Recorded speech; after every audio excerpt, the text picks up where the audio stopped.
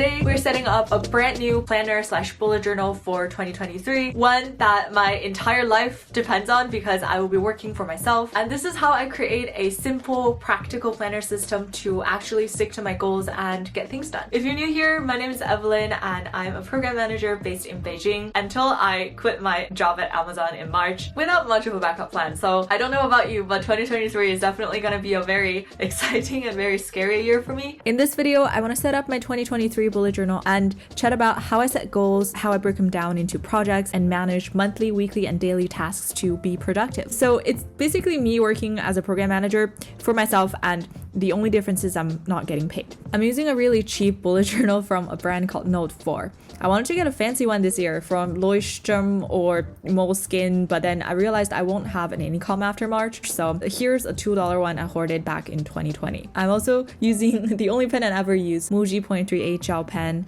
whiteout, pencil, and zebra outliner highlighters. I wanted to quickly go through my notebook system because in 2022, I kind of have been using these two notebooks interchangeably as planner and journal and brain dump, and at the end of the year, it became really difficult to keep track of things and stay motivated to plan my life, so inevitably it descended into chaos for a little bit. This year, I have dedicated this notebook as just a planner. I also have a dedicated journal and a separate notebook for brain dump pages so that I don't lose motivation to plan or journal because the notebook itself has become too messy. I set up a bullet journal for 2021 and made a video about it. I still think that video is very useful for goal setting and definitely recommend that you check it out. I feel like having the planning and goal setting process at the beginning of a year is a really good reminder of what actually matters when I'm facing difficult choices or feel lost, versus in 2022, for example, I didn't really set any goals and I spent a lot of the year just doing busy work without knowing why I do it, and that's definitely something I don't want to feel when I start working for myself in 2023. Looking back, the goals I set in 2021 were actually very inspiring and true to myself, but the problem was that I didn't have a system in place to make sure I actually accomplished them. This year, I decided to add a methodology page to write down the frameworks that guide my goal setting and task prioritization processes, and that is OKR and Agile. OKR is a goal setting framework where you define an objective for a year and develop 3 to 5 trackable key results to work on so that once the key results are achieved, the objective is met. I found this approach to be really effective when I was working at TikTok. So here, I'm just writing down some key concepts from OKR so I can refer to them later on in the year. For effort estimation and task prioritization, I'm jotting down some key concepts from Agile estimation. You might be familiar with this term if you also work in tech. It's a framework that estimates the effort of your task by ranking the time it takes to complete each one rather than trying to assign absolute units of time. It also prioritizes your tasks based on a factor of effort versus value. The idea is that humans are bad at estimating in absolute terms but are great at relative estimates, and that you should deliver value fast in an Agile project so that you can decide when to stop investing based on marginal benefit versus marginal cost. There's a really great video from David Griffith that explains this concept in more details. I'll link that in the descriptions. Anyways, OKR and Agile are two frameworks that I like. You can choose to use one or both or any other frameworks you like for your planning. If you know of any other frameworks that works well for planning and goal setting, please leave a comment and I would really love to learn more about them. For the first time, I'm using this vision board format to write down what I want in 2023. I'm cringing at this already, but what I want for 2023 is to do what I love for a living. I know this sounds super generic and applies to almost everybody, but at almost every single one of my corporate jobs, when I've told my boss I'm not happy, I've been told, Evelyn, not everybody gets to do what they love for a living. You're lucky to still have a job.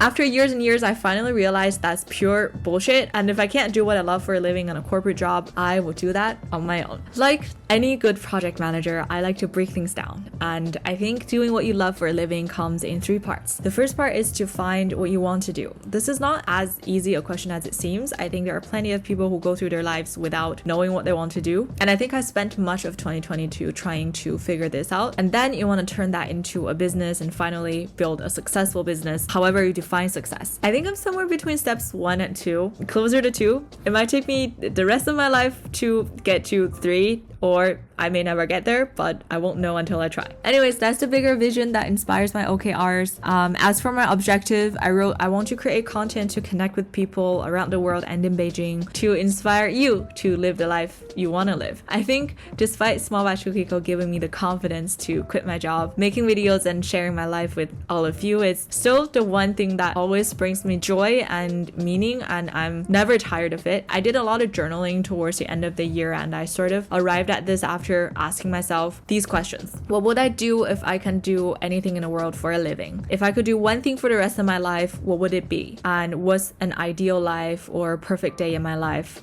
for me? I think these are very useful journal prompts for the beginning of a new year or new month or a new project. So feel free to take a screenshot here if you would like to try it yourself. This is a page I used the least out of my last bullet journal, but I still decided to make it because it's just very satisfying to write out every single day of the year.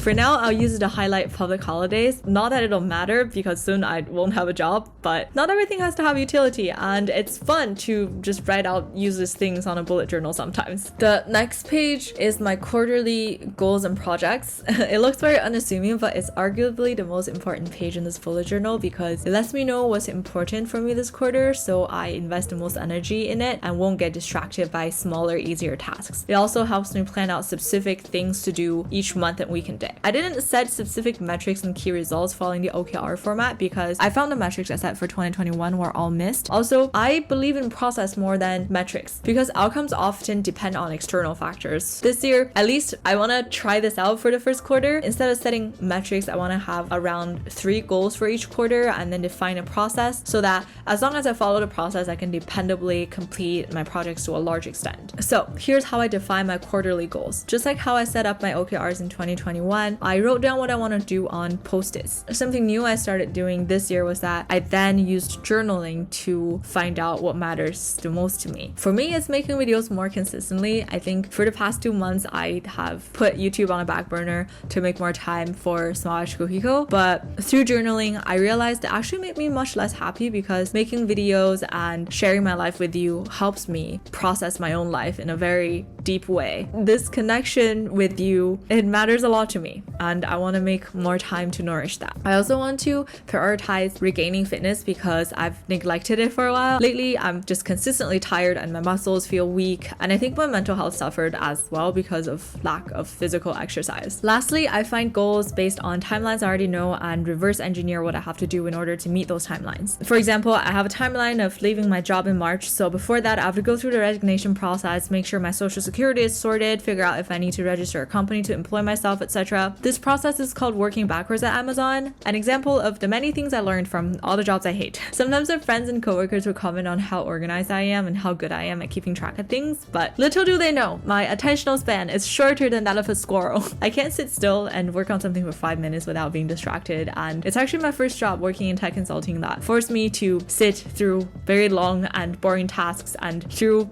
many 14-hour days and tears. All in all, I hate all my jobs, but I'm grateful for having learned to be more organized and detail-oriented. This page is where I plan my videos. I have a weekly upload schedule here, which I know I'm not gonna meet until I quit my job or ever, but I still use it to help me work backwards and figure out what needs to be done by when so I can get a video out by a certain date. What I learned from bullet journaling is to allow myself to make mistakes and miss targets and not beat myself up over it. If you're like me and were raised to be extremely harsh to yourself, just remember every mistake made or target missed is an opportunity to learn what can be done better next time, and it's really a gift of growth. Months at a glance is where I break down quarterly goals into specific tasks and write down admin things, usually before the month starts. I also put down travel days on this spread. Travel restrictions just got lifted in China, so this year I have a lot of exciting trips coming up. In January, I'm going home to Shenyang, and then in March to Hong Kong for a music festival called Clock and Flap. It's Dave's Christmas present to me, and I'm super excited and very grateful for this gift of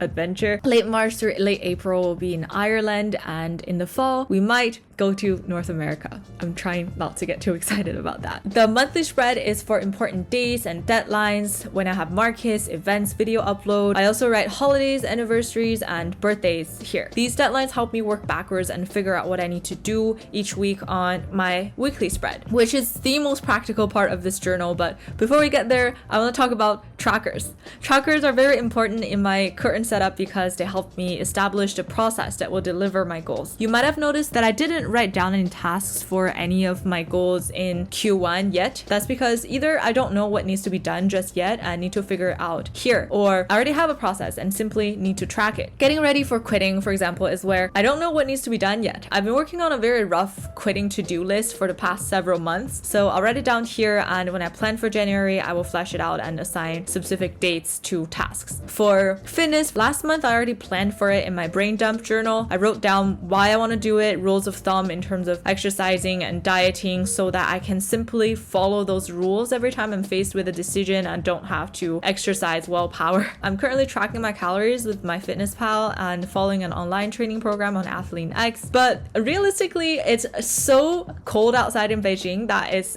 impossible to motivate myself to go out and exercise every single day. So I'm setting up a fitness tracker on my bullet journal to track when I wake up, how long it takes me to get out the door and get to the gym, because I realized if I don't do it first thing in the morning, it'll just never happen. And also how long I take at the gym, because I noticed at the gym I constantly get distracted by my phone and take an hour long to finish a 30-minute workout. And at the end of the tracker, I write down anything I learned that day that could make it easier for me to complete my workout the next day. For YouTube and Seoul Ashikuko, my camera ran out of batteries, so I didn't get to film making these trackers here, but I basically set up very simple work logs because I feel like I don't have a really good grasp of how long it takes for me to make a video or how many hours each week I work on Small Batch Hukiko. For January, I want to start with keeping track of these things so that once I establish this baseline in February, I can have more concrete goals for improvement. I also have a January backlog page where sometimes I randomly would think of something I want to do or learn, and it's not an emergency or priority, so I'll just write it down on this page, and whenever I have time to fill, I can check some of these off. Alright, you guys have seen my weekly spread before. I still use the same format because it just works really well for me. For each week, I break the spread down to 8 boxes. For the top left box, I write down tasks for this week, and then I'll use each of the remaining boxes for each day of the week. What I'm doing a bit differently this year is for the daily boxes, I write down the important things on the left and then errands on the right so that I'm not distracted by smaller tasks that are not actually important. Each day, I pick out the most important task and put an asterisk on it to make sure this is what I devote most of my energy on. Here's a flip through of my bullet journal. Not the prettiest, but definitely a system that can help me get things done. I hope this inspires you to find a system that helps you stick to your goals and get productive. So yeah, that's my bullet journal setup for 2023. I kind of started planning for 2023 to hype myself up for the year because